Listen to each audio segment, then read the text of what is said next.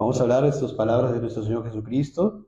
Vamos a meditar en estas palabras. Le he puesto por título, como ustedes han visto en el grupo que se compartió, le he puesto por título a la predicación: el Señor Jesucristo enseña a meditar en lo que implica seguirlo. El Señor Jesucristo enseña a que meditemos en lo que implica seguirlo. Tremendas palabras de nuestro Señor. O también podríamos haberle puesto el nombre a él: calculando los gastos de ser cristiano. Calculando los gastos.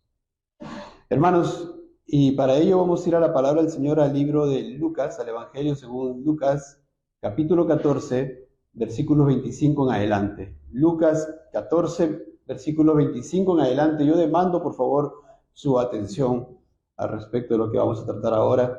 Y dice la palabra del Señor: grandes multitudes iban con él, y volviéndose les dijo: si alguno viene a mí y no aborrece a su padre y madre y mujer e hijos y hermanos y hermanas y aún también su propia vida, no puede ser mi discípulo. Y el que no lleva su cruz y viene en pos de mí, no puede ser mi discípulo. A lo largo de la predicación, hermanos, vamos a ir a los siguientes versículos. Vamos a ir de poco en poco. Vamos a meditar en cada uno de estas preciosas palabras del Señor. Pero notemos inicialmente cómo empieza este relato. Dice: grandes multitudes iban con él. Imagínense, nuestro Señor Salvador y mucha gente, como ya hemos visto aquí y se ha enseñado a lo largo de las Escrituras, como mucha gente lo seguía por motivos incorrectos. Profesaban una fe que era espuria. También hemos estudiado al respecto de ello muchas veces.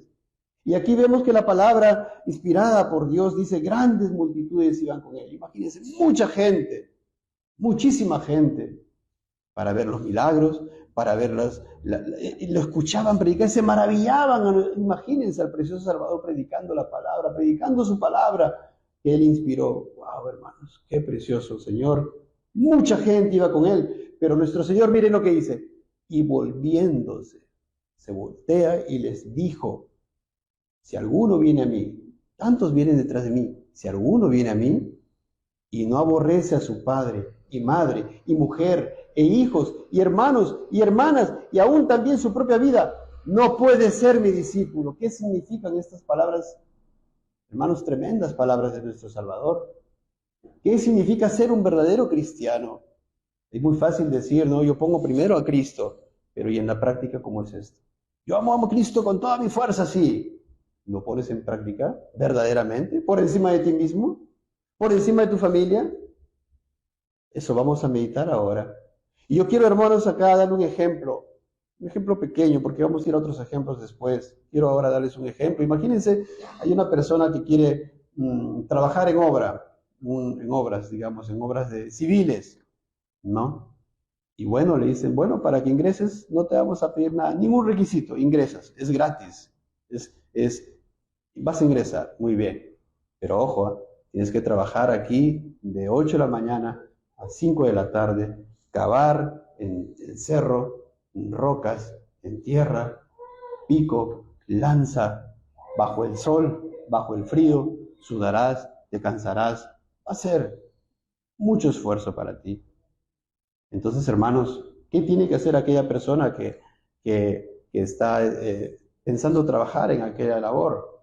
Va a meditar, ¿verdad? Va a meditar en lo que le va a costar. Ahora tiene que levantarse, va a trabajar en el cerro, entonces tiene que levantarse a las 6, 5:30 de la mañana. Y terminará su labor a las 5 de la tarde y tendrá que llegar a su casa a las 7 y 8 de la noche. Entonces, ¿qué hace? Medita, ¿no? Piensa si va a poder hacer ese trabajo.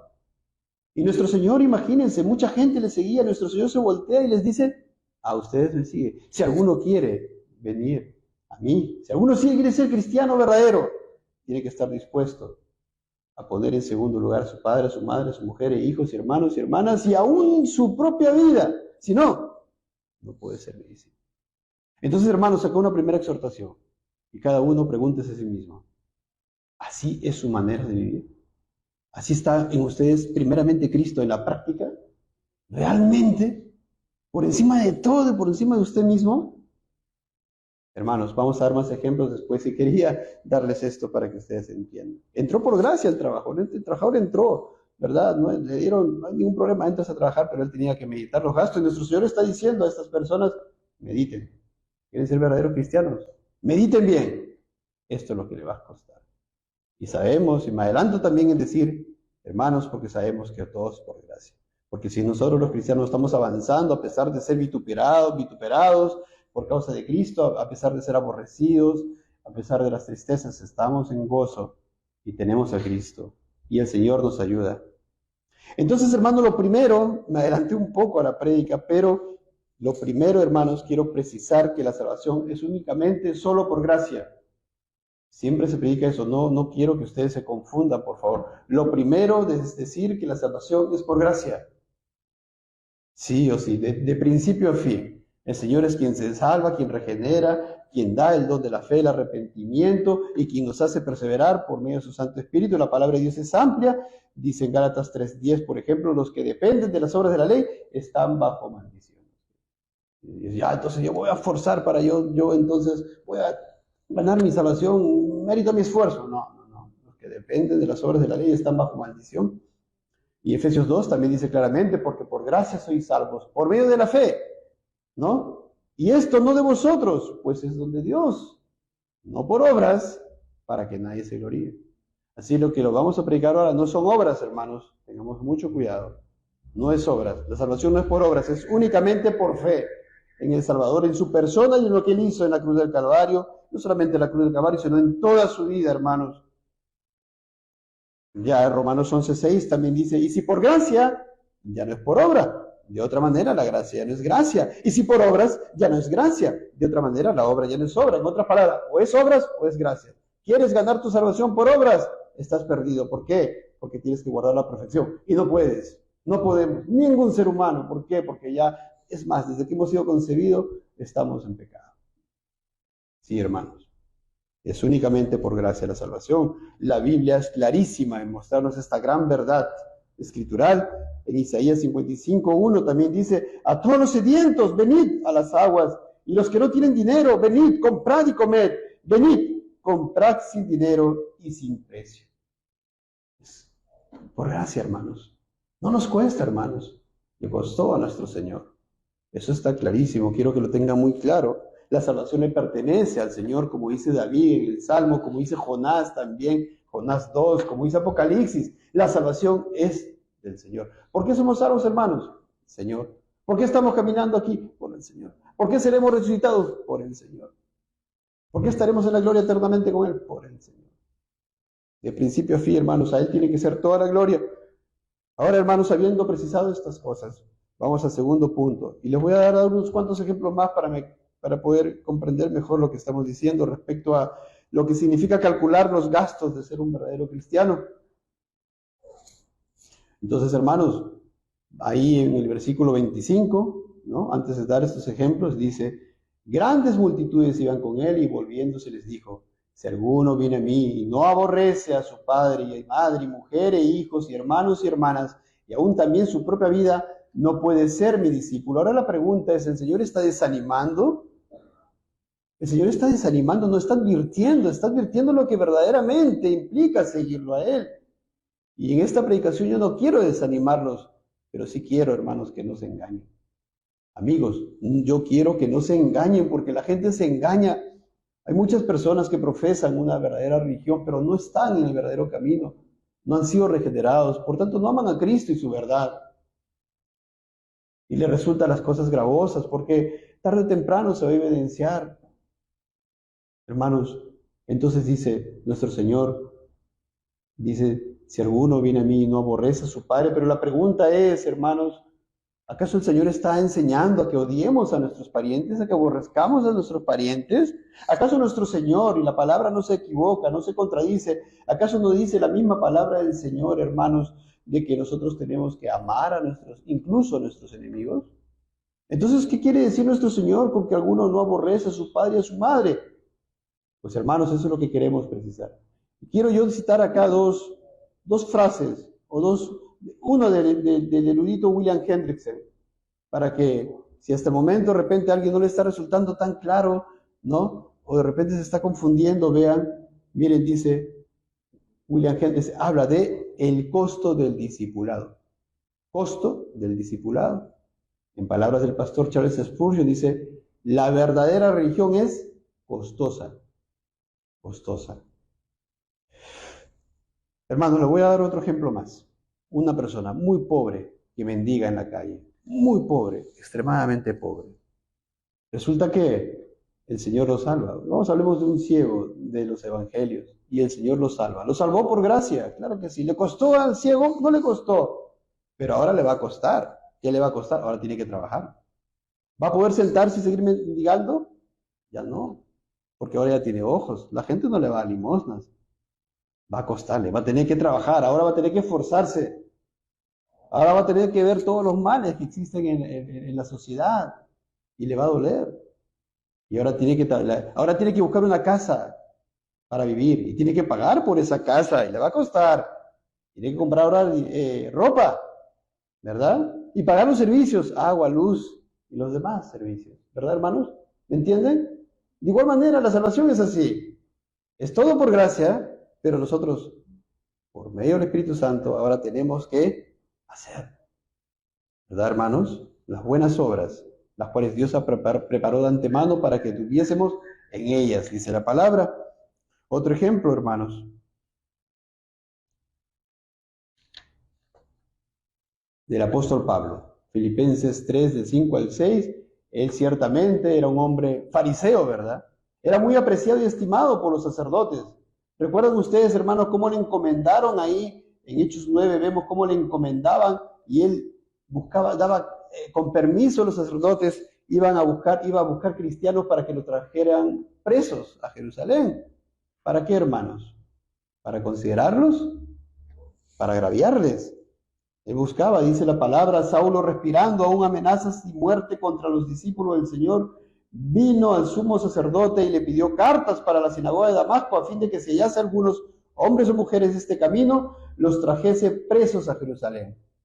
¿Ve? Ese era su camino, ese era el camino por el cual andaba. ¿Verdad, hermanos? Pero luego, ¿qué pasa? El Señor se le aparece, el Señor lo salva, el Señor se le revela. ¿Le costó? No le costó, por gracia, por medio de la fe.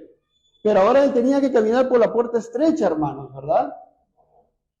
Entró por la puerta estrecha, ahora tenía que caminar por el camino angosto. Ahora sus amigos ya no le iban a reconocer, los ancianos, los sacerdotes. Y vemos un poco después, en versículo 20, capítulo 9, Pablo predicaba a Cristo en la sinagoga diciendo que ese era el Hijo de Dios. Y todos los que lo oían estaban atónitos y decían, ¿no es este el que asolaba en Jerusalén a los que invocaban este nombre? Y a eso vino acá para llevarlos presos ante los principales sacerdotes. Pero Saulo mucho más se esforzaba y confundía a los judíos que moraban en Damasco, demostrando que Jesús era el Cristo. De ser perseguidor de la iglesia, de perseguidor de Cristo, ahora pasó a ser servidor de Cristo. Y demostraba que ese Jesús a quien él odiaba era el Cristo. Pero inmediatamente, hermanos, vienen las aflicciones y las pruebas. Pasado muchos días, los judíos resolvieron en consejo matarle. ¿Le costó? ¿Meditó en los gastos? Meditó en los gastos. ¿Le costó ser cristiano? Pero, y me adelanto aquí también en decir algo, hay gozo en ser cristiano. Y hemos entonado los signos hace un momento. Hay gozo. Parece una paradoja, ¿no, hermanos? Somos aborrecidos, vituperados, odiados, despreciados, no nos contestan la llamada, tal vez, algunas veces, y a veces tantas situaciones, pero hay gozo, hermanos, porque estamos en Cristo. Una paradoja, ¿verdad? Es una paradoja, una contradicción, una aparente contradicción. Sí, hermanos. Pero regresamos, estamos viendo al punto, el gasto, el costo de ser un verdadero cristiano. Sí, hermanos, y por eso vemos al apóstol Pablo escribiendo en 2 Corintios 4, dice que estamos atribulados en todo, mas no angustiados, en apuros, mas no desesperados, perseguidos, mas no desamparados, derribados, pero no destruidos, llevando en el cuerpo siempre por todas partes la muerte de Jesús. ¿Sí, hermanos? Es el hombre que escribió diciendo que estemos gozosos en todos, ¿verdad, hermano? Sí. Y hay muchísimos pasajes más, hermanos. Y luego en Filipenses 3:8 él dice, ciertamente aún estimo todas las cosas como pérdida por la excelencia del conocimiento de Cristo Jesús, mi Señor, por amor del cual lo he perdido todo y lo tengo por basura para ganar a Cristo. Todo, tenía reputación, era muy querido, muy apreciado por la sociedad, por los religiosos, los ancianos, los sacerdotes. Ahora se volvió cristiano, predicaba a Cristo. Venían las pruebas, las tribulaciones, las ofensas, lo azotaron, le golpearon, lo agarraron, lo apresaron. Lo tengo por basura para ganar a Cristo. ¿Le costó, hermanos? Costó. ¿Y lo pudo hacer? ¿En sus fuerzas? No, porque separado de Cristo, nada podía hacer. Y así nosotros, hermanos. Y me estoy adelantando a decir eso para que no me malinterpreten. Hermanos, que por el poder del Espíritu Santo nosotros podemos. El Señor Jesucristo lo dijo, y no quiero adelantarme porque es parte de lo que viene al final. Dijo, ¿no? Pero confiad, yo he vencido al mundo. En el mundo tendréis aflicción. Sí, hermanos, pero tenemos el poder del Santo Espíritu de Dios mismo. La tercera persona de la Trinidad. Voy a poner un ejemplo más, hermanos, de una mujer, de una ramera salvada por el Señor Jesucristo. Pensemos, hermanos, antes no trabajaba, tenía vergüenza tal vez de ejercer un oficio que le dé poca remuneración, o tal vez no quería esforzarse mucho trabajando en un oficio lícito, o tal vez no le alcanzaba, ¿verdad?, para cubrir todos sus gastos, todas sus necesidades, y tenía que trabajar de esa manera. Pero ahora si dejaba ese oficio tenía que, ¿ahora qué? ¿Le iba a costar? Sí. Ahora tenía que trabajar de sol a sol. Y de repente aún trabajando, ¿no?, de sol a sol, no le iba a alcanzar para poder sostener y poder cubrir todos los gastos de las necesidades que tenía antes. Y de repente solamente le alcanza para cubrir las necesidades básicas. O de repente, como la viuda de Sarepta de Sidón, no le alcanza ni siquiera para cubrir las necesidades básicas. ¿Se dan cuenta, hermanos? Le iba a costar. Vamos a ir al siguiente punto, hermanos. Al verdadero cristiano le cuesta. Debe llevar su cruz. ¿Qué significa la cruz? Vamos a ver ello también. Entonces el pasaje principal dice, hermanos, grandes multitudes iban con él, y volviéndose les dijo, si alguno viene a mí y no aborrece a su padre y madre y mujer e hijos y hermanos y hermanas y aún también su propia vida, no puede ser mi discípulo. Y como decíamos, hermanos, esto no significa que vamos a odiar, ir odiando a todo el mundo. Voy a ser cristiano, entonces debo odiar a mi papá, a mi mamá, a mis hermanos. Eso no quiere decir. Cuando vamos a Mateo 5, hermanos, Mateo 10, 37, y juntamos con este pasaje en Lucas 14, vamos a ver, hermanos, lo que verdaderamente significa. Y dice en Mateo 10, el Señor Jesucristo también, el que ama a padre o madre más que a mí, no es digno de mí. El que ama a hijo o hija más que a mí, no es digno de mí. Entonces, ¿de qué está hablando nuestro Señor? Está hablando de quién está primero. ¿Quién tiene la preeminencia? ¿Quién tiene la preferencia? ¿Nuestros hijos? ¿Nuestro esposo? ¿Nuestra esposa? ¿Nuestro trabajo? ¿La universidad? ¿El instituto? ¿Mi trabajo? ¿Mi casa? ¿Qué es lo que tiene la preeminencia en nuestra vida? Ahí está. Si alguien está por encima de Cristo, aún las cosas más amadas, más íntimas como padre, madre, hijo, hija, no soy digno de Cristo. Aún si yo mismo estoy por encima de Cristo y mis necesidades están para mí primero por encima de Cristo, no soy digno de Cristo. Hermanos, espero que estén comprendiendo. Entonces esto demanda, hermanos, una verdadera devoción para con Cristo, una completa devoción. Él tiene que ser el preeminente, una devoción de corazón, un total sacrificio, hermanos. Él debe tener la preeminencia, sobre todo, como dice Colosenses 1:18, que dice que Él es la cabeza del cuerpo, que es la iglesia. Él, que es el principio, el primogénito entre los muertos, para que en todo tenga la preeminencia. En ti, hermanos, en todo Él tiene la preeminencia, en toda tu vida. Tú hazte esa pregunta y respóndatela, por favor, respóndetela. Dios es digno, Él es Rey de reyes y Señor de señores. Él es precioso, es digno de ser amado, respetado, honrado, temido, obedecido, hermanos. Aquel que nos mantiene aquí, miren, estamos con salud todos, todavía estamos conscientes, tenemos conciencia. Hay una persona joven, 20 y tantos años, en un mes ahora está en cuidados intensivos. Alguna vez quise predicar a su padre, Hablé con él ciertamente, nunca más quiso escucharme. ¿Qué es de él? ¿Qué será de él? Oramos por él para que el Señor tenga misericordia. Pero hermanos, Cristo no era preeminente en su vida. ¿Qué le espera? Entonces, hermanos, yo quiero ahí apelar. Dice nuestro Señor, si alguno viene a mí, hablo ahora a los ancianos y a las ancianas, que tienen tanto bagaje, tanto conocimiento, tantas experiencias. A veces pueden decir, no, no es así como dice la Biblia, yo crecí así. No, tienes que negarte eso. Yo crecí y esto funcionó. Tienes que negarte a ti mismo, no es eso, es la verdad, es Cristo. No, pero yo no soy tan malo. No, es Cristo. Si sigues pensando que tú vas a poder reconciliarte delante de Dios, si sigues pensando que no hay un cielo, que no hay un infierno, que no hay un Dios que va a juzgar a los vivos y a los muertos, estás poniendo tú primero y tu pensamiento por encima de Cristo. No te estás negando a ti mismo. Y Señor Jesucristo dice, si tú quieres ser su discípulo, tienes que negarte a ti mismo. Sí. De repente puedes tener muchas amistades con quienes has crecido, muchos amigos, y tienes muchas inversiones mundanas. Pero ahora el Señor te demanda, si alguno quiere ser mi discípulo, niéguese a sí mismo. Tome su cruz cada día, dice, y sígame. Hermanos, qué tremenda palabra del Señor. Puedes ver cosas en tu vida, tu hijo, tu hija, de repente no te sigue. O de repente tú dices, ya bueno, voy a seguir a Cristo, pero ¿qué me va a demandar? Ah, tienes que calcular el gasto. Aquellos hijos tan amados no van a querer seguirte a ti, probablemente. Y va a demandar que tú pongas primero a Cristo. No, eso no quiero hacerlo. Eso no voy a hacerlo porque eso ya es mucho. No eres digno de Cristo. ¿Se dan cuenta, hermanos?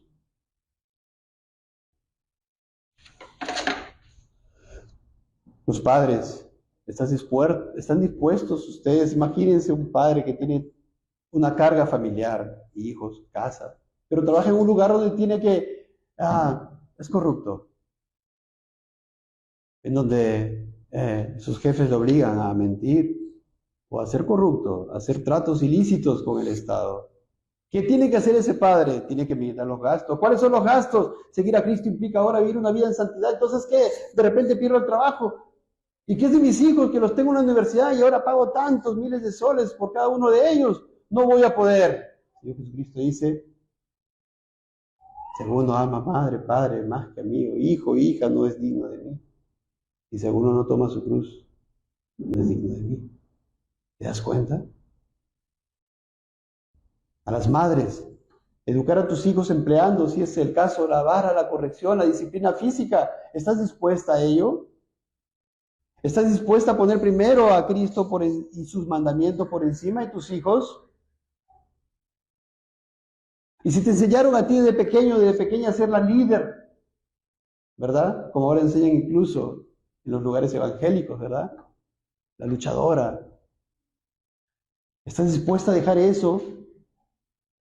Si tienes una profesión, una carrera bien ganada, te has sufrido 5 años estudiando, tienes una profesión, una carrera, y todavía tienes para seguir avanzando en tu trabajo, y luego te casas, y el Señor te demanda ¿a qué? A que seas cuidadora de tu esposo, del hogar, de los hijos. ¿Y qué dice el mundo? ¿Cómo vas a dejar eso? ¿Cómo vas a dejar eso si tanto esfuerzo te ha costado? Muchas veces lo he escuchado. Tanto esfuerzo te ha costado quemarte las pestañas. ¿Estás dispuesto, mujer, a poner primero a Cristo y sus mandamientos por encima de lo que dice el mundo? ¿Estás calculando ese gasto? A los niños, los jóvenes, primero los niños. Niños, ¿están dispuestos a cargar su cruz cada día, a recibir el vituperio, la ofensa, el agravio, el rechazo de sus compañeritos de colegio cuando usted no participa de las conversaciones mundanas de sus compañeros? Los insultos, las lisuras, las bromas de doble sentido. ¿Están dispuestos? ¿Están dispuestos a que lo rechacen sus compañeros por eso?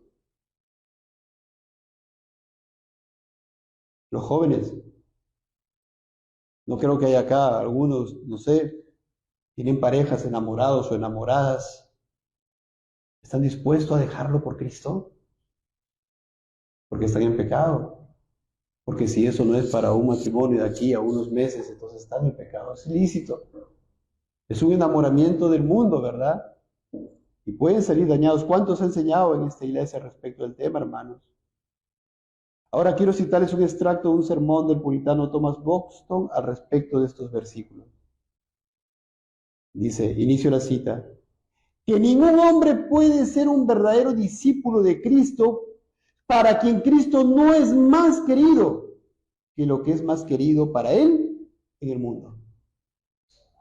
Hermanos, está repitiendo la palabra de nuestro Señor. Ningún hombre, para que digan, hermanos, que esto no es algo nuevo, lo dice claramente nuestro Señor.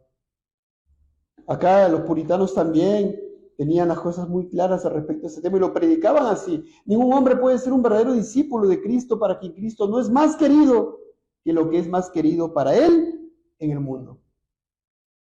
Y en otro sermón también este mismo varón, Tomás Boston, dice, el hombre viene a Cristo y no trae consigo a su corazón, sino que lo deja en casa con su padre o su madre, etc. O lo mantiene todavía abrazando a su amado yo, su vida, de modo que no puede abrazar a Cristo. Oh, hermanos, qué tremendo, ¿no? Hermanos, si hemos leído aquí el libro del Progreso del Peregrino, Jan Banyan, hermanos, miren, les voy a citar este extracto, la primera parte del libro. Dice, ¿no? Ya todos sabemos que es una alegoría, ¿no? Él dice, ay, mi querida esposa, y ustedes, hijos de mi corazón, estoy afligido a causa de una carga que me abruma. ¿Cuál era esa carga, hermanos? Hemos leído su pecado. Entonces él le confiesa a su esposa y a sus hijos, de mi corazón, dice, estoy afligido por esta carga. Además sé de buena fe que esta nuestra ciudad será quemada con fuego del cielo. Todos moriremos en ella si no hallamos algún modo de escapar que todavía no percibo. Su familia quedó atónita, no porque creyeran lo que les decía, sino porque pensaban que tenía un ataque de angustia. Avanzaba la noche y esperaban que dormir le apaciguara el cerebro, por lo que se apuraron en acostarlo. Pero la noche era tan angustiosa como el día, y en lugar de dormir, la pasó llorando y gimiendo. Cuando comenzó le preguntaron cómo se sentía y les contestó, me siento peor. Y empezó a hablarles nuevamente, pero ellos comenzaron a endurecerse. Les pareció que tratándolo con dureza y mal humor lo harían reaccionar. A veces se burlaban, a veces lo regañaban y a veces no le hacían caso. Más adelante dice, una vez mientras estaba en el campo, leyendo su libro y muy angustiado lanzó un grito como lo había hecho antes diciendo, ¿qué haré para ser salvo? Vi también que miraba para un lado y para el otro como para echarse a correr, pero sin saber qué rumbo tomar. Se quedó donde estaba. Entonces vi acercarse a él un hombre llamado Evangelista que le preguntó, ¿por qué lloras? Contestó, Señor, veo por el libro que tengo en mi mano. ¿Cuál era el libro que tenía en su mano? La Biblia. Que estoy condenado a morir y que después seré juzgado. Hebreo 9:27. No quiero lo primero y no estoy preparado para lo segundo. El evangelista le pregunta, ¿por qué no quieres morir en vista de que te persiguen tantos males? El hombre contestó, porque temo que la carga que llevo sobre mis hombros me hunde más en el sepulcro, el pecado. Si tal es tu estado, respondió el evangelista, ¿por qué te quedas parado sin hacer nada? ¿Por qué no sé a dónde ir? Contestó él. Entonces el evangelista, señalando un llano muy espacioso, le dijo, ¿ves a lo lejos aquella puerta angosta? ¿No ves a lo lejos el resplandor de una luz? ¿Quién es la puerta angosta? ¿Quién es el resplandor de la luz? ¿Quién es aquel que le está mostrando el evangelista? ¿A Cristo? Creo que sí, dice. Entonces le dijo el evangelista, no pierdas de vista esa luz. Como hemos entonado, mira a Cristo. Si te sientes solo y abatido, mira a Cristo. Si otros se apartan de la senda, sigue a Cristo. ¿Verdad? Acá le dice, sigue a Cristo, en eso consiste, hermano. Miren, voy a continuar porque quiero llegar a un punto. No pierdas de vista esa luz. Dirígete derecho hacia ella y verás la puerta que cuando llamas abrirá y se te dirá lo que debes hacer. y vi en mi sueño que el hombre echó a correr, pero no se había alejado mucho cuando su esposa y sus hijos al verlo empezaron a dar voces rogándole que volviese. Y miren el versículo que cita Jan Banja, Lucas 14:26, que estamos meditando. Pero el hombre se tapó los oídos y siguió corriendo, exclamando, vida, vida, vida eterna. Sin volver la vista, siguió corriendo hacia el centro de la llanura. Fin de la cita. ¿Entendieron, hermano, por qué cito esto? ¿Qué está diciendo? ¿Qué nos está enseñando? ¿Que tenemos que dejar y abandonar al esposo, al esposo, a los hijos y ser desatendidos? No, hermanos. Acá nos está enseñando que primero está Cristo. ¿Y estás dispuesto a hacerlo? ¿Estás dispuesto a hacerlo y poner primero a Cristo por encima de tu familia? Imagínate que tú vives en una casa en la cual tú eres el jefe de la casa y ahí están tus hijos, adultos, universitarios, ¿no? Ya tú los mantienes, están estudiando, se están preparando. El Señor te convierte. ¿Cuál es el costo? A la iglesia a todos. No, pero el hijo se va a molestar. Él no va a querer. Me va a rechazar. Me va a aborrecer. Yo nomás iré. ¿Qué dice el mandamiento? Tú y tu casa. Éxodo 28. ¿Verdad? ¿Lo digo yo, hermanos, o lo dice el Señor? Hemos hecho cuántas predicaciones al respecto, hermanos. Es un ejemplo nada más. Y aquel que tiene un hijo, por ejemplo, que, no sé, traía a la casa a sus amigos del trabajo para hacer fiestas y cerveza y licor y tanta cosa y bailes y ahí la fornicación entre los jóvenes, besándose y todo lo demás. Así está adecuado el mundo, así está habituado el mundo. Ahora el hombre viene, el jefe del hogar viene a la salvación. ¿Qué tiene que hacer? ¿Estás dispuesto a ser el padre y decir, hijo, hija, esto no es así? Porque el Señor lo demanda. ¿Qué le puede costar? Que el hijo diga, me voy de la casa, papá. Te has vuelto loco. Eso está bien para ti, para mí no. ¿Qué tendrá que decir el padre? Mientras vivas en esta casa, hijo, se va a respetar lo que yo digo, porque el Señor es la voluntad del Señor. Estas cosas, yo no puedo permitir el pecado en esta casa. O dirá lo siguiente, bueno, hijo, pues ya. Eso, ya, bueno, es tu vida, ya, es tu vida. Entonces, bueno, sigue aquí haciendo estas cosas. Sí, es tu vida. Yo nomás me voy a la iglesia, yo solo, escondido ahí. ¿Eso es, hermanos, poner primero a Cristo? No. Repitamos lo que dice el Señor. Grandes multitudes iban con él. Volviéndose les dijo, si alguno viene a mí, es palabra del Señor, hermanos, y no aborrece a su padre y madre y mujer e hijos y hermanos y hermanas, es decir, lo más íntimo, y aún también su propia vida, no puede ser mi discípulo, hermano.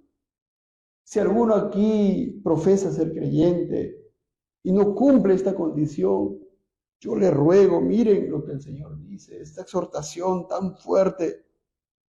Y el que no lleva su cruz y viene en pos de mí, no puede ser mi discípulo. ¿Estás dispuesto a aceptar el oprobio por seguir a Cristo y sus mandamientos? El rechazo de lo más íntimo de tu familia, de tus hijos, de tus hijas, de tu padre, de tu madre, de tus amigos, con quienes creciste y tanto los quieres. Pero ahora por causa de Cristo, ahora no quieren estar contigo. ¿Estás dispuesto a esto, hermano? La pérdida por causa de guardar su palabra, poniendo primero a Cristo, haciéndolo preeminente. Lucas 9:23, unos versículos anteriores dice, y decía a todos, unos capítulos, si alguno quiere venir en pos de mí, niéguese a sí mismo, tome su cruz cada día. Lo que no dice Lucas 16, Lucas 14. ¿Cuándo? ¿Cuándo es esto, hermano? Cada día. Y sígame. Es decir, hermanos, ¿cuándo? Día a día, día a día, día a día. ¿Hasta cuándo? Hasta que partamos, hasta que nos lleve. Hebreos 13 también dice, versículo 13, salgamos pues a él fuera del campamento, llevando su vituperio. Sí, hermanos. No es como el evangelicalismo actual predica, ¿verdad? Vienes a Cristo. La otra vez, ahí viendo por internet, había una iglesia que había puesto una predica y decía, la familia primero. Ya no sé qué decía la familia primero. Pero la Biblia no dice eso, mi Biblia no dice eso, hermanos. Acá dice, salgamos pues a él fuera del campamento, llevando su vituperio. Vemos cómo Pedro y Juan, hermanos, allá en Hechos 5, ellos son apresados por predicar la palabra, ¿verdad? El sumo sacerdote, todos los que estaban con él, esto es, la secta de los saduceos, se llenaron de celos, echaron mano a los apóstoles, los pusieron en la cárcel pública. Y vemos luego que un ángel los libera, ¿verdad? Entre tanto que ellos estaban reuniendo para ver qué hacían con él, se reunió el concilio, ¿verdad? Y luego cuando dice, tráiganos, ya no estaba Pedro y Juan. ¿Qué estaban haciendo? ¿Qué les había dicho el ángel? Que prediquen, que anuncien el evangelio. Y estaban haciendo eso, a pesar que los habían metido preso. Entonces cuando llaman y le dicen, tráiganos, dice, viniendo uno les dio una noticia y le dijo, he aquí, los varones que pusiste en la cárcel están en el templo y enseñan al pueblo. Entonces fue el jefe de la guardia con los alguaciles, los trajo sin violencia porque temían ser apedreados. Cuando los trajeron, los presentaron en el concilio y el sumo sacerdote le preguntó diciendo, ¿no os mandamos estrictamente que no enseñéis en ese nombre? Ellos no querían que prediquen a Cristo crucificado y que había resucitado. Y le dicen, no les hemos mandado estrictamente que no prediquen a Cristo. Y ahora habéis llenado a Jerusalén de vuestra doctrina y queréis echar sobre nosotros la sangre de ese hombre. ¿Y qué responde Pedro y los apóstoles? Dijeron, es necesario obedecer a Dios antes que a los hombres. Hermano, amigo, amiga que quiere ser un verdadero cristiano o quiere seguir verdaderamente a Cristo, para que no te engañes, es necesario obedecer a Dios antes que a los hombres. Es necesario obedecer a Dios antes que tu amigo, tu amiga, tu mamá, tu papá, tu hijo, tu hija, tu hermano, tu hermana, quien sea. Eso dice la palabra, hermanos, no lo digo yo. Entonces, ¿qué hacen después? Versículo 33, se enfurecieron, querían matarlos. Ahí aparece Gamaliel, no vamos a leer todos, hermanos. ¿Y qué hacen luego? Convinieron con él, con Gamaliel, y llamando a los apóstoles después de azotarlos. No habían hecho nada, pero tenían que azotarlos para asustarlos. Les intimaron que no hablasen en el nombre de Jesús y los pusieron en libertad. ¿Sabes qué? Cállense, apóstoles, cállense. Los azotan, les intiman y le dicen, cállense y les ponemos libre. Y ellos salieron de la presencia de concilio. ¿Cómo, hermanos? Gozosos de haber sido tenidos por dignos de padecer afrenta por causa del nombre. Eso es, hermanos, es poner a Cristo por encima de nuestra propia vida. Sí, hermanos. Y todos los días en el templo y por las casas que se callaron, no cesaban de enseñar y predicar a Jesucristo. Hermanos, amigos, vamos a ver algunos ejemplos de algunas personas que amaron más a Jesucristo y su verdad más que a sus parientes. En la Biblia, hermanos, Primera Reyes 15:13 dice, hablando del rey Asa, ¿cómo era ese rey? Creyente, ¿verdad? Hizo lo bueno, dice delante del Señor. ¿Cómo se llama su hijo? Josafat. Mucha enseñanza, hermanos. Dice aquí, en este versículo, dice de Asa, también privó a su madre Maaca de ser reina madre. ¿Por qué la privó de ser reina madre? ¿Qué pasó? ¿Desobediente? ¿Deshonraba a su mamá? No. ¿Era malo, la aborrecía y la odiaba? No. Acá dice, porque había hecho un ídolo de acera. Además deshizo Asa el ídolo de su madre y lo quemó junto al torrente de Cedrón. ¿A quién puso primero el rey Asa? ¿A su mamá? Muy querida, muy amada, pero ¿cómo tenía que ser su amor para con ella? Hemos aprendido, hermanos, 1 Corintios 13, el amor se goza de la justicia y de la verdad. ¿Y dónde está la verdad? Aquí. Y la mamá estaba idolatrando. ¿Qué hizo Asa? Deshizo ese ídolo, ¿verdad, hermanos? Y prefirió a Cristo y sus mandamientos, a Dios y sus mandamientos por encima de su madre. En 1 Reyes 2, 19, 25, el rey Salomón, viene su madre Betsabé a pedirle algo. Dice, vino Betsabé al rey Salomón para hablarle por Adonías. Y el rey se levantó a recibirle y se inclinó ante ella, muy respetuoso el rey Salomón, un ejemplo, hijos, miren, se inclinó, hijos, escuchen, aprovecho aquí, hijos de la iglesia, jóvenes, miren, se inclinó ante ella y volvió a sentarse en su trono e hizo traer una silla para su madre, la cual se sentó a su diestra. Ejemplo, miren, Miren el respeto, la reverencia de este joven, de este hombre, Salomón para con su madre. Ella dijo, una pequeña petición pretendo de ti, no me la niegues. Y el rey le dijo, pide, madre mía, que yo no te la negaré. ¿No? Está bien. Ella dijo, dese a Abisag, sunamita, por mujer a tu hermano Adonías. ¿Abisag quién había sido? La mujer de David, la concubina de David. Y su hermano Adonías estaba pidiendo, quería estar con la que había sido la concubina de su papá David. Miren, el rey Salomón respondió y dijo a su madre, ¿por qué pides a Abisag, sunamita, para Adonías? Demanda también para él el reino.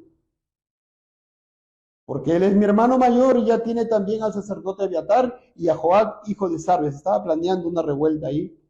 Y el rey Salomón juró por Jehová diciendo, así me haga Dios y aún me añada que contra su vida ha hablado Adonías estas palabras. Ahora pues vive Jehová, quien me ha confirmado y me ha puesto sobre el trono de David mi padre, porque eso estaba profetizado, hermanos, y quien me ha hecho casa, como me había dicho que Adonías morirá hoy. Entonces el rey Salomón envió por mano de Benaía, hijo de Joiada, el cual arremetió contra él y murió.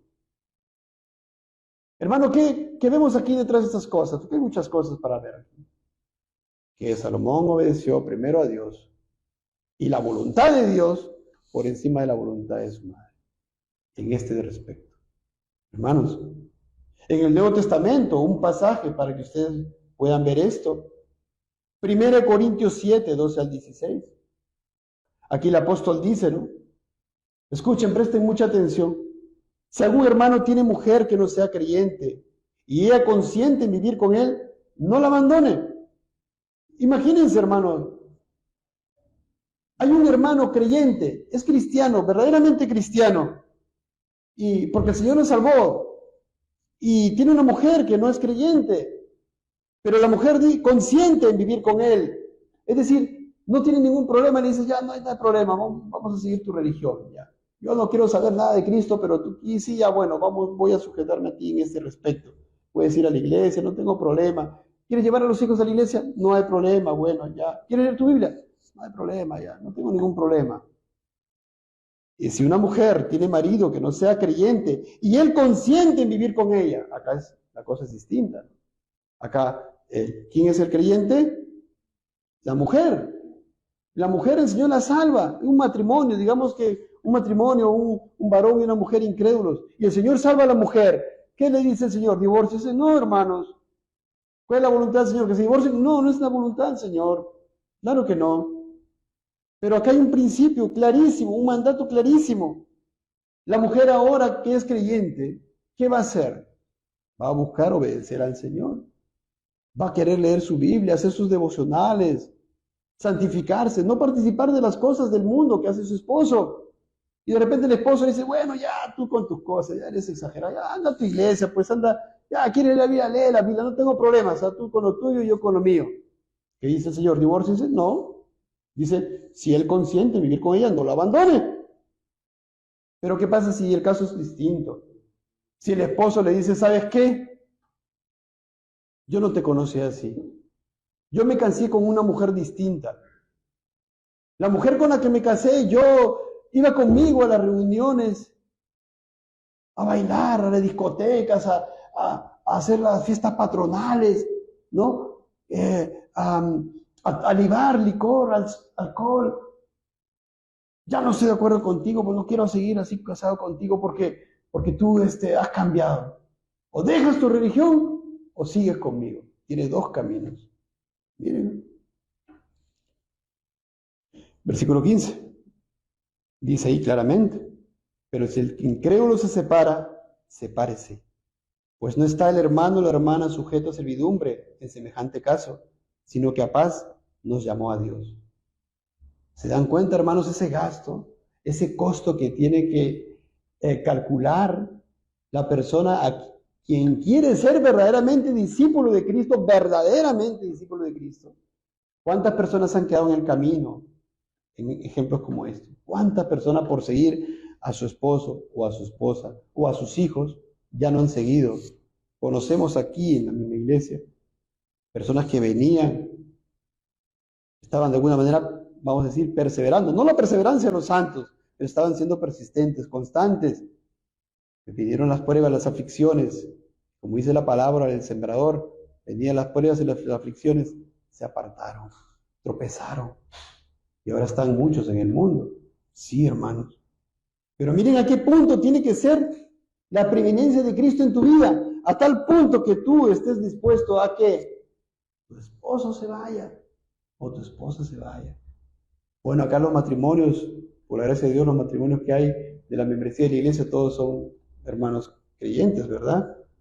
Aunque hay una hermana, pero bueno, hermanos, pero el varón le consiente y ella puede perseverar, gracias a Dios, que no está en otra situación. Hermanos, ¿y por qué todo esto? Porque el amor en qué se goza. Malinterpretan mucho los evangélicos estos pasajes.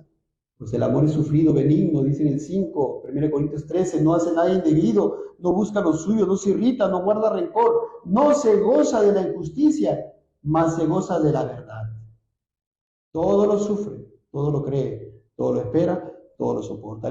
Esto, hermano, el amor verdadero, según la Biblia, tiene su impostor en el mundo. Porque el mundo dice amor, amor, amor. Está tan de moda esto, ¿no verdad?, de las uniones civiles entre personas de diferente sexo. Por amor, dice el mundo. Pero ese no es el amor de la Biblia. Ese es otro amor. Es un amor mundano, un amor entre comillas. No es el amor de la Biblia, porque el amor se goza de la justicia. No se goza de la injusticia, se goza de la justicia. Y también se goza de la verdad. Y la verdad está en la palabra. Y la verdad es Cristo. Seguidamente, hermanos, porque me está quedando corto el tiempo. 2 ejemplos que pone el Señor Jesucristo. Ahí nada más continuando en los versículos 28. Después de decir estas palabras que hemos visto, dice, porque ¿quién de vosotros, queriendo edificar una torre, no se sienta primero y calcula los gastos, a ver si tiene lo que necesita para acabarla? No sea que después que haya puesto el cimiento y no pueda acabarla, todos los que lo vean comiencen a hacer burla de él, diciendo, este hombre comenzó a edificar y no pudo acabar. Imagínense, hermanos, imagínense, alguien quiere edificar una torre. ¿Qué hace, hermanos? ¿Cuánto cuesta, no? Costos. Vamos a calcular los costos. El Señor está dando un ejemplo práctico, sencillo, para poder entender lo que Él estaba diciendo. Si alguno quiere ser mi discípulo, ¿no? Primero estoy yo, después todo, incluyendo tu vida, incluyendo los tuyos, los más cercanos. ¿Quieren ejemplos? Nuestro Señor pone aquí. ¿Quién de vosotros, queriendo edificar una torre, no se sienta primero y calcula los gastos? ¿Los gastos de qué? Comprar el terreno, no sé, contratar a arquitectos, ingenieros civiles, sanitarios, electricistas, ¿verdad? A ver, ¿cuánto va a costar los materiales, la mano de obra? ¿Cuánto va a demorar? Estoy calculando, a ver, ¿podré o no podré? Bueno, sale más de lo que yo tengo, no voy a poder, así que mejor busco hacer otra cosa más pequeña, o mejor lo postergo para más adelante, ¿verdad? Es así, es lógico. Por eso el Señor dice, ¿quién de vosotros, queriendo edificar una torre, no se sienta primero y calcula los gastos, a ver si tiene lo que necesita para acabarla? No sea que después que haya puesto el cimiento y no pueda acabarla, todos los que lo vean comiencen a hacer burla de él. Así el Señor está diciendo, ¿quieres ser un verdadero discípulo de Cristo? Calcula los gastos. ¿Qué te cuesta? Te puede costar la familia, te puede costar tu trabajo, te puede costar tu prosperidad que tienes hasta el momento siendo incrédulo. Te puede costar tus amigos, tus amistades, tu vida misma. Calcula esos gastos. ¿Quieres seguirme? Eso te va a costar. Así como este ejemplo que le está poniendo. ¿Verdad? ¿Está claro, hermanos? Este hombre dice, no. No sea que después que haya puesto el cimiento y no pueda acabarla, todos los que vean comiencen a hacer burla de él. Es decir, hay una persona que dice, yo voy a ser cristiano. Como vemos en el mundo, le predica un falso evangelio, dice, toma su decisión, ya yo soy cristiano, pero después no está viviendo conforme a la palabra, y después hay varias demandas de la palabra, y después, como nunca ha sido creyente de verdad, entonces le resulta engorroso, gravoso, y se va al mundo, y no pudo acabarlo, porque nunca empezó en el camino, nunca entró por la puerta estrecha. El Señor está diciendo eso. Y luego dice, no, aquel que hace la torre dice, todos los que lo vean comiencen a hacer burla de él. ¿Qué le dirán? empezaste, mira, solamente hiciste el cimiento. Igual pasa en el mundo. ¿Qué es el mundano? ¿Qué es el incrédulo? Mira al profesante y dice, tú eres cristiano. ¿Para qué ser cristiano? Mejor sigo yo. ¿En el mundo? Se burlan de los profesantes cristianos que toman cerveza, toman licor, que andan tirándose al piso y tanta cosa, hermanos. Para eso ser cristiano, dicen. Yo les hice un comentario en una predica anterior de una persona con la cual conversé, que riéndose me contaba aquella anécdota, ¿no? Que en una reunión me dice que vino al costado, se sentó un pariente suyo y le dijo, quiero pedirte un consejo. Miren, el pariente suyo, que era un pastor de una iglesia evangélica, estaba pidiendo consejo al varón incrédulo. ¿Y qué le estaba diciendo? Lo que pasa que embarazaba una dama, casado, embarazaba una dama, pidiéndole consejo. ¿Y cómo me contaba el amigo a mí? Riéndose. Eso es, hermanos, eso es lo que nuestro Señor está diciendo. No sea que después que haya puesto el cimiento no pueda acabarla, todos los que lo vean comiencen a hacer burla de él, diciendo, este hombre comenzó a edificar y no pudo acabar. Había un niño, un rey, el rey Joás. Sí, el rey Joás. Dice la Biblia en 2 Crónica 24, de 7 años era Joás cuando comenzó a reinar. Alguien le ayudaba. Segunda Reyes 12 dice, el pasaje paralelo dice, y Joás hizo lo recto ante los ojos de Jehová todo el tiempo que le dirigió el sacerdote Joiada. Imagínense ese rey. Niños, escuchen. Jóvenes, escuchen. Este rey estaba reinando, ¿verdad? Pero había alguien que le ayudaba, le guiaba, le aconsejaba, el sacerdote Joiada.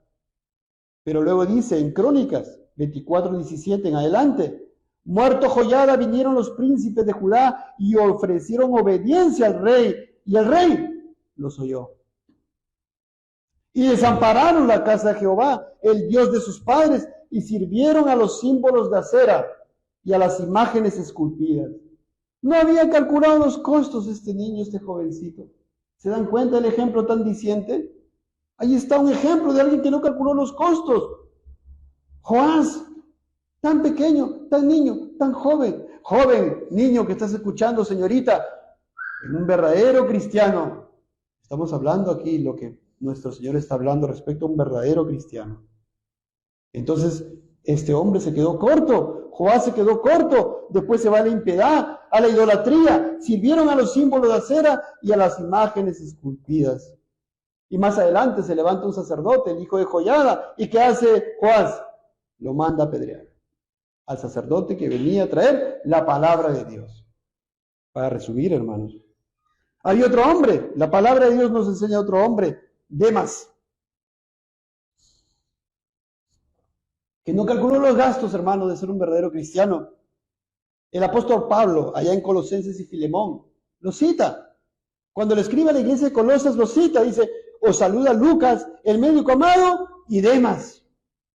Imagínense, hermanos, miren, hagan una idea, ¿no? Está escribiendo Pablo y está o encargando que escriban, y dice, os saluda Lucas, el médico amado, y Demas.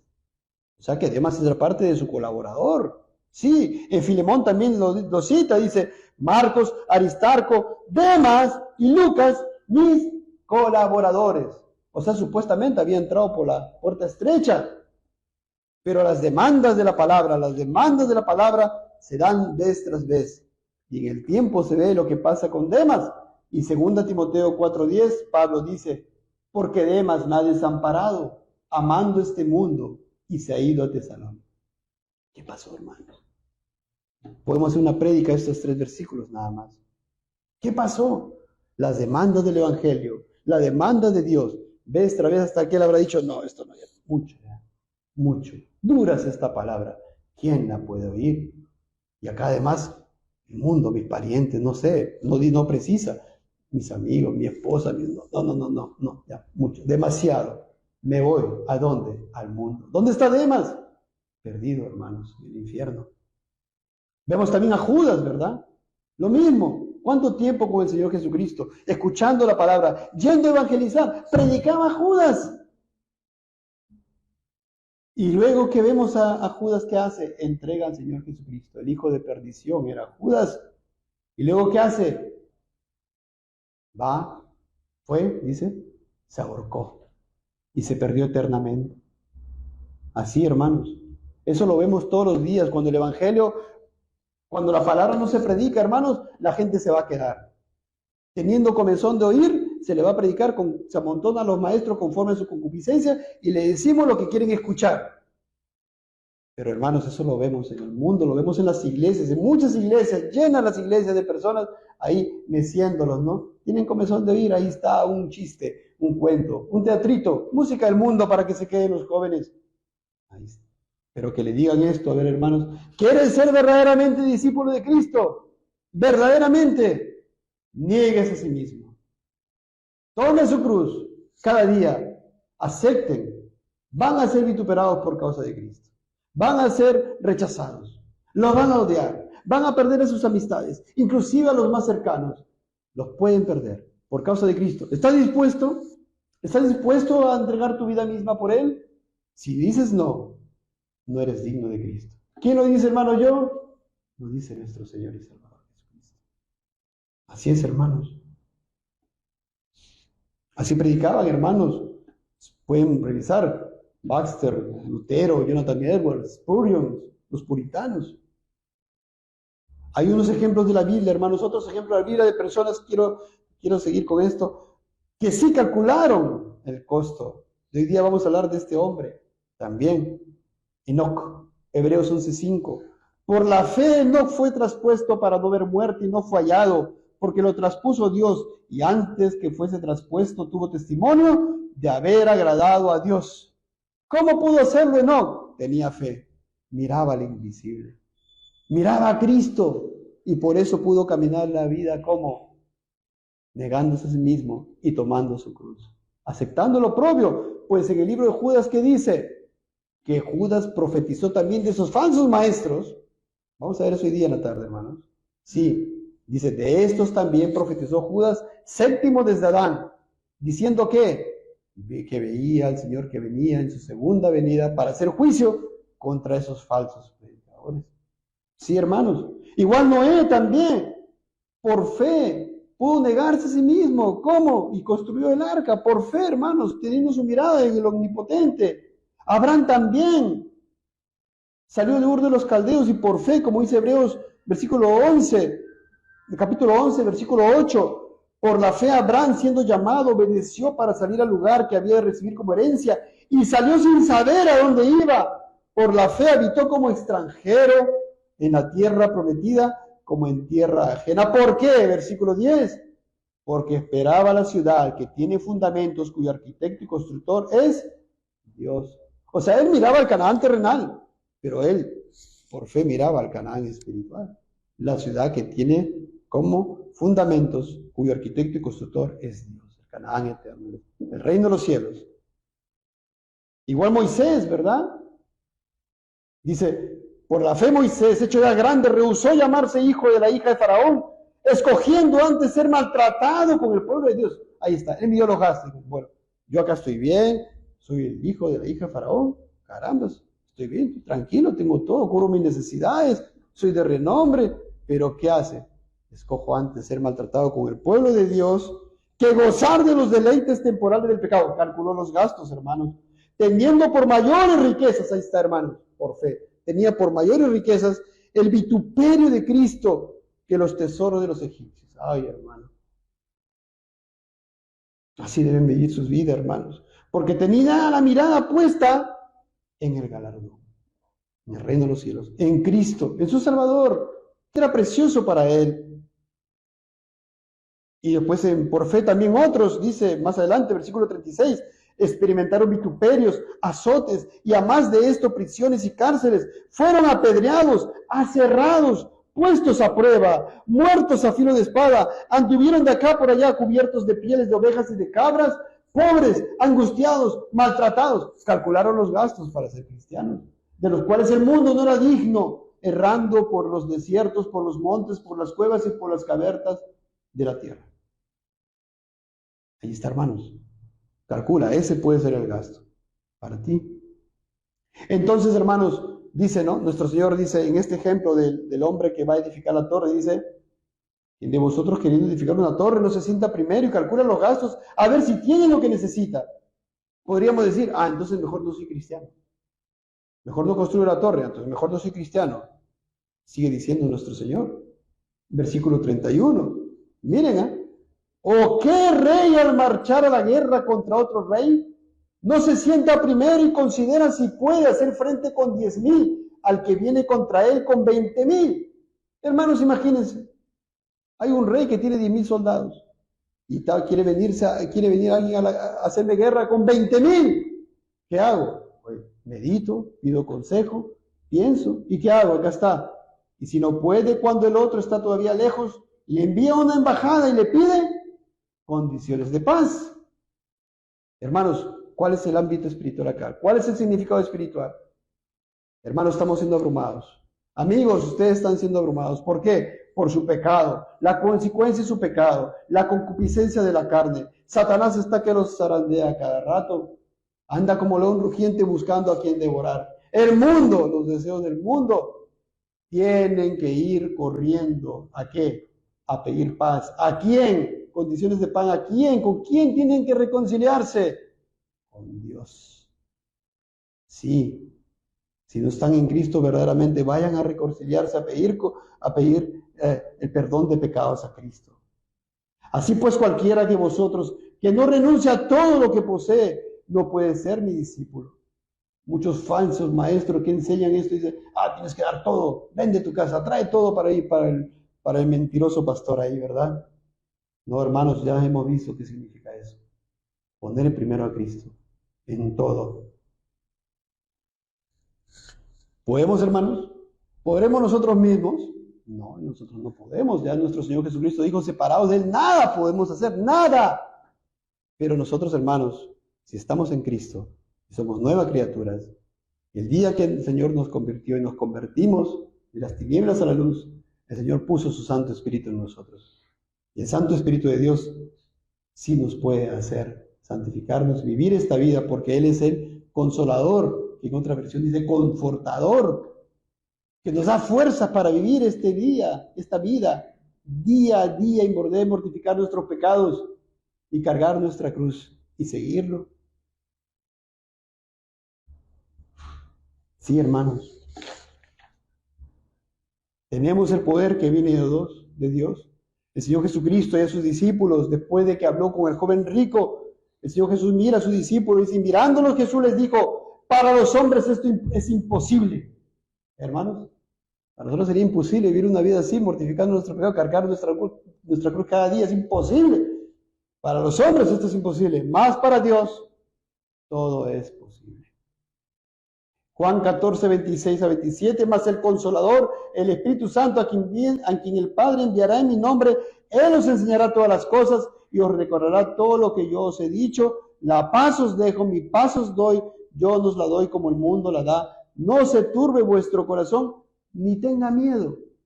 ¿En qué contexto dice el Señor? Les dejo la paz. No tengan miedo, no se turbe su corazón, porque van a tener el Espíritu Santo.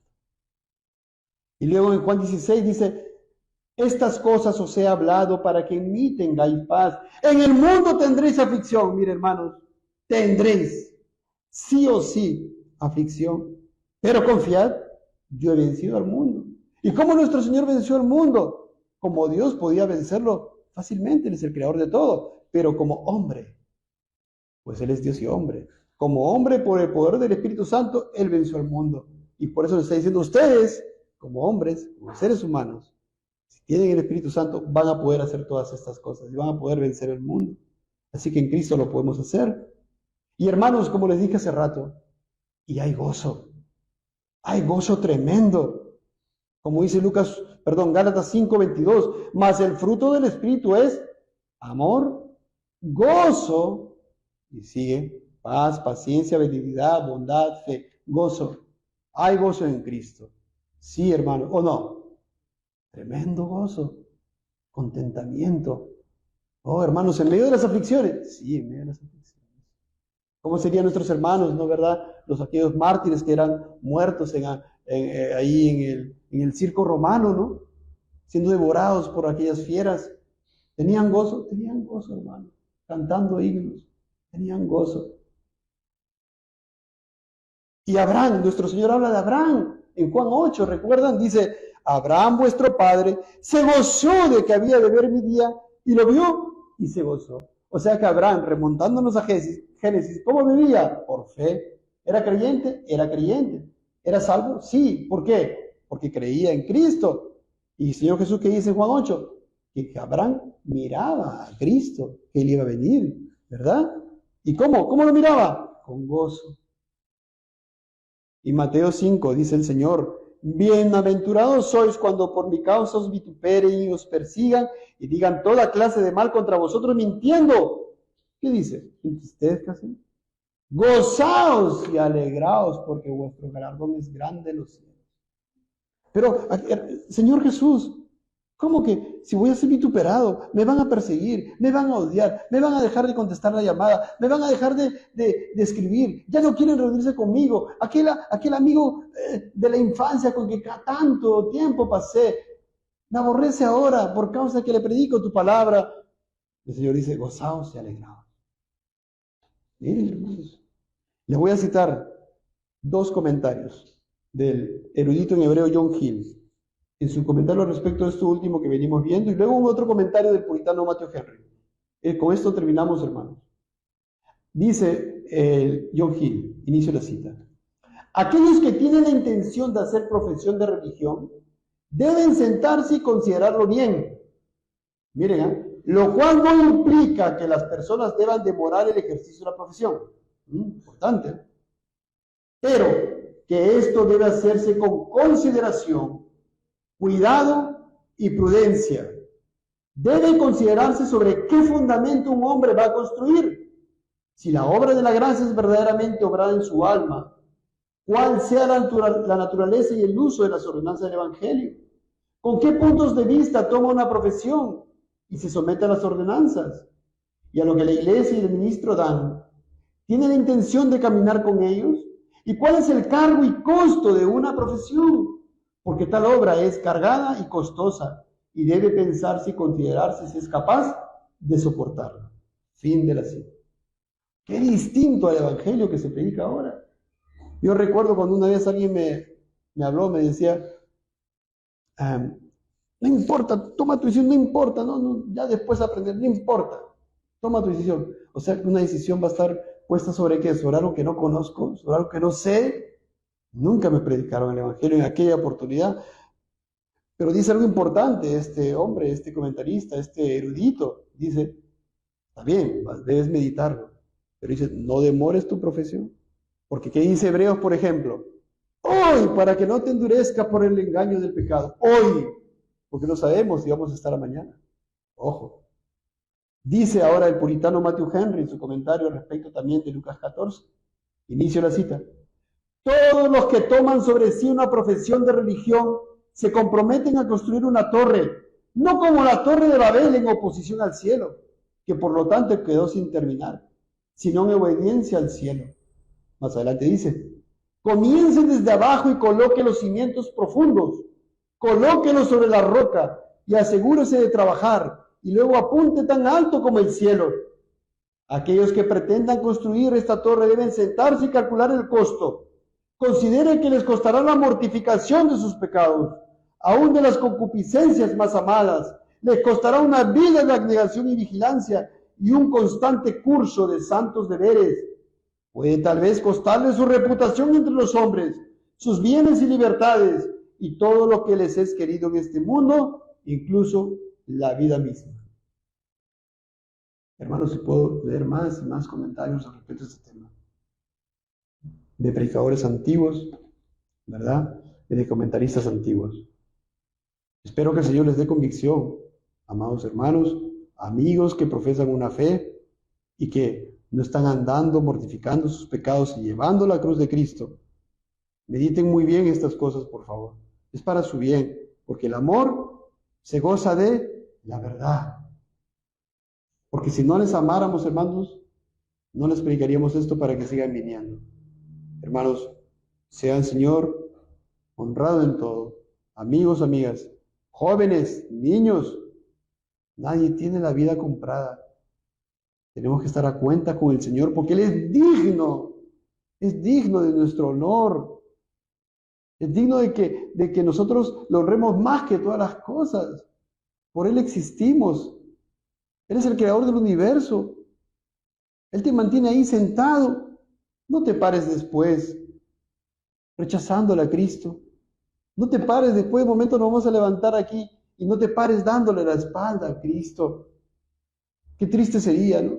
Que aún teniendo las fuerzas para poder pararte, levantarte y salir, lo hagas y Dios te sostenga con esas fuerzas y tú te levantas para darle la espalda a Cristo. Oh, por favor, yo te ruego que medites en estas cosas. Corras a Cristo en arrepentimiento. Que el Señor les bendiga.